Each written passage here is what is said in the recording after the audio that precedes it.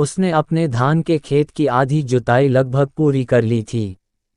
Lunch के लिए break लेने से पहले बाकी जमीन को खत्म करने की योजना थी।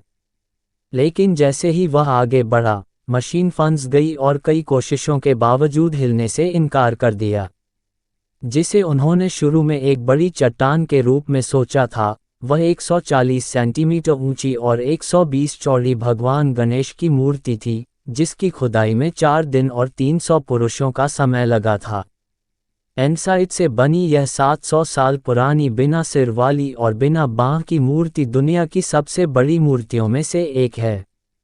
भगवान गणेश वैश्विक भारतीय जावा में मिली गणेश प्रतिमा। यह उन कई घटनाओं में से एक है जहां पुरातत्वविदों ने दुनिया के विभिन्न हिस्सों में पूरी तरह से या भगवान गणेश की मूर्तियों के कुछ हिस्सों की खुदाई की है।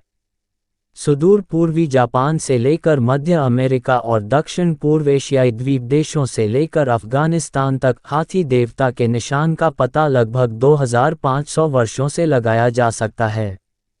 दिलचस्प बात यह है कि जिस देवता को आज हिंदू घरों में किसी भी शुभ घटना से पहले सम्मानित किया जाता है, वह पहली बार 6वीं शताब्दी ईस्वी में ही उभरा और माना जाता है विघ्नकर्ता या बाधाओं के निर्माता। हालांकि समय के साथ वह के रूप में विकसित हुआ विघ्नहर्ता या बाधाओं को दूर करने वाला, जिसे कई धर्मों के अनुयायियों द्वारा सम्मानित किया जाता है, जिसमें बौद्ध धर्म, जैन धर्म, शिंतो और यहाँ तक कि एज़टेक भी शामिल हैं। भगवान गणेश वैश्विक भारतीय तिब्बती गणपति वैश्विक भारतीय ईश्वर के कुछ अनछुए रास्तों पर प्रकाश डालता है, जो ज्ञान, शक्ति और श्रद्धा की सार्वभौमिक अवधारणाओं का प्रतीक है। भारत से सुदूर पूर्वी तटों तक यूरोपीय लोगों द्वारा अपना समुद्री अन्वेषण शुरू करने से पहले भारतीय उपमहाद्वीप के कई साम्राज्यों ने पहले ही विभिन्न सुदूर पूर्वी देशों के लिए समुद्री मार्ग स्थापित कर लिए थे। इन देशों के बहुत से व्यापारी और विद्वान धन और ज्ञान की तलाश में भारतीय तटों पर पहुंचे।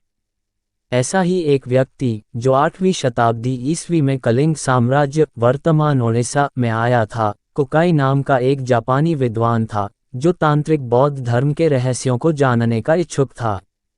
10वीं शताब्दी के बाद से हिंदू व्यापारियों ने गणेश को शेष एशिया से परिचित कराया। अन्य हिंदू देवताओं ब्रह्मा, इंद्र, शिव और विष्णु के साथ गणेश को बौद्ध धर्म में शामिल किया गया था।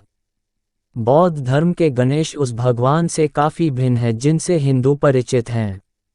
वह एकमात्र हिंदू भगवान है जिन्हें बोधिसत्व बुद्ध से बुद्ध माना जाता है। तिब्बती बौद्ध धर्म में गणेश एक उभयलिंगी व्यक्ति हैं। कुछ धर्मग्रंथों में उन्हें विनायक के रूप में दर्शाया गया है, एक राक्षस जिसे विनाश से बचने के लिए प्रसन्न किया जाना चाहिए। उन्हें बौद्ध देवता महाकाल द्वारा कुचले जाते हुए भी दिखाया गया है।